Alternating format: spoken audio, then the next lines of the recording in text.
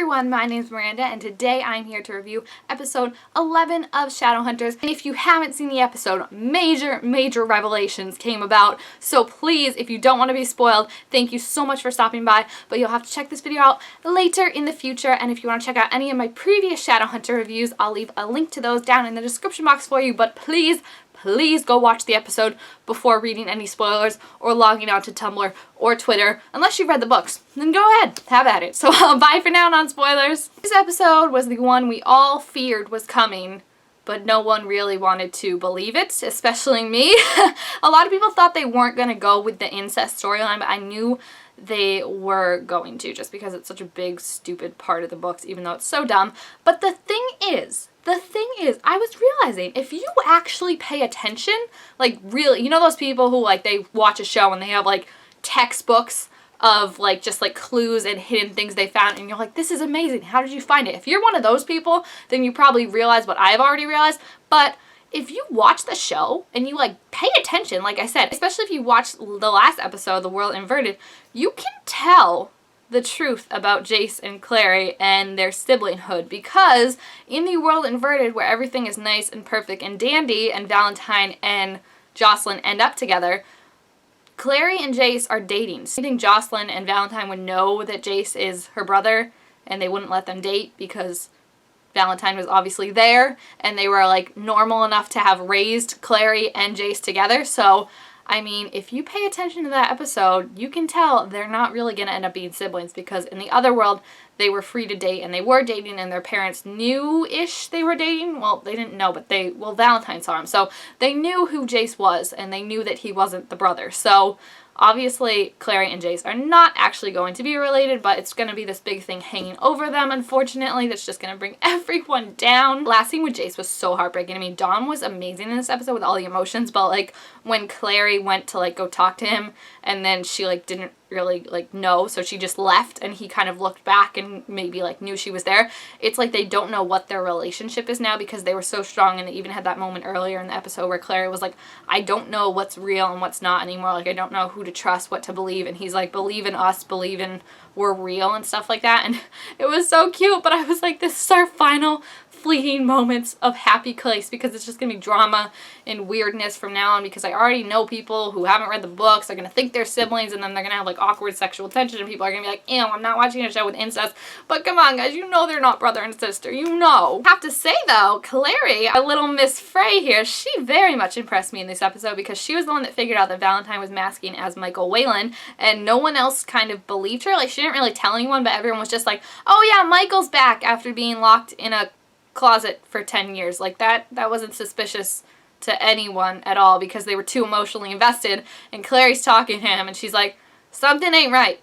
Meliorn said Valentine's here and you're the only one we found here, so something ain't right. And I really like that she was the one that figured out and she kind of played Valentine. And that moment when she's like, oh, you're not the only one that can use glamour, I was like, you go Clary, you are so badass. I don't know if she told Jace beforehand, because he didn't look that like concerned or surprised. Like he just looked like angry that Valentine had tricked him. And that scene with Valentine, Clary, and Jace was so heartbreaking but so well done, because you could see Jace wanted to kill his father, and it was very true to the book in that Jace kind of, that's always been his weak point, is that like he can't kill people he's emotionally attached to. And Clary on the other hand has like no emotional attachment to Valentine, because he didn't raise her. Yes, he's her father, but to her he's been dead for years, and he's also keeping her mother from her. So she was very serious when she said that she could kill him. And I liked that Jace was kind of like disgusted with himself for not being able to kill Valentine, and Claire's like, he's your father, like it makes sense. And Jace is like, yeah, but you could have done it. I'm weak, you're not. And I thought that was really cool, because Jace, weakness has always been equated to emotions, and now he has all these emotions for Clary, and they're so confusing, and he's not sure who he is. He had the chance to kill Valentine, he couldn't do it. Valentine got away. So Jace is going to be going to a very dark place, and I don't know if it's going to wrap up in these next 2 episodes or if it's going to carry on to season 2. I think it's going to carry on to season 2 if it's like the book, because Jace is in a very dark place for City of Glass and City of Ashes. So I mean, it's going to be annoying, because like Alec, like I said, when Alec was being a douche, like I could at least understand his reasoning. Jace, on the other hand, I feel like he's just going to start like turning on the people he loves because he's angry and he feels like he doesn't deserve to be loved. He feels like there's darkness in him now that he's related to Valentine, and it's just going to be super annoying, super frustrating. But at least Dom is a good actor, so at least there's that. But yeah, I think Jace is gonna get super annoying in the next coming episodes and maybe even the next season. Other than that, we had Izzy's trial and some great Magnus and Alec moments. I loved when Magnus won the case and he like flicked his hand and his briefcase open and like all these paper and glitter exploded out of it. I was like, such a Magnus move. And then Lydia also got to do something other than just stand there and say the law is the law. She actually like stood up to the Clave and said that what they're doing to Izzy isn't right and she's withdrawing her charges because she actually believes that Izzy was doing the right thing. And Meliorn, she didn't want him to die. She had to sentence it to follow the Clave, but she didn't want to do that. So that was really cool to see Lydia stand up. And she also got a new hairstyle, which was interesting because she's been wearing the same hairstyle and the same outfit for like the last 5 episodes, even though it's been like weeks. Glad Lydia's getting more to do, and I'm hoping that more people are going to start liking her now because this is the Lydia I wanted to see, and I'm so glad for her standing up for herself and her friends and seeing her kind of align herself with the Lightwoods. It was great to see them all back together. Alec and Izzy have made peace. Jace and Alec still have many issues, and now I feel like it's going to be more of a Jace thing than an Alec thing, and Alec is really going to have to step up and try and bring Jace back from the dark side because normally that would be Clary, but Clary and him, it's awkward for them. They don't really know what their relationship is now, and it's very, very hard. The only other thing I have to say about this episode, Simon, I loved when he was standing up to Raphael and negotiating and looked like such a badass and was so cool in front of, like, you could tell he was trying to impress Clary, but still, it was a cool moment.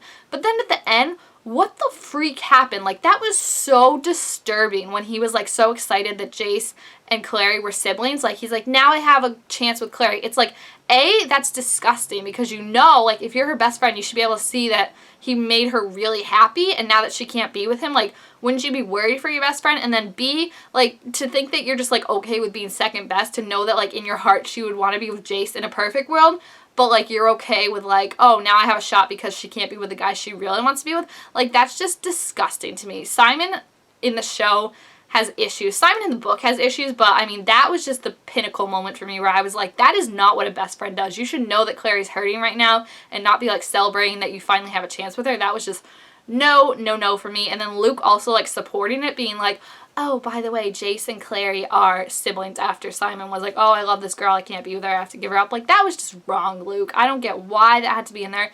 It was really creepy, really douchey, and I did not like it at all. Other than that, the episode was really, really good. I mean, aside from the Simon and Luke thing, like I said, I really enjoyed it, and I think it had a lot of great emotion and a lot of great acting display on for the actors, especially Dom. Like, I was super, super impressed with how he made Jace's character in this episode and how he handled everything that was thrown at him.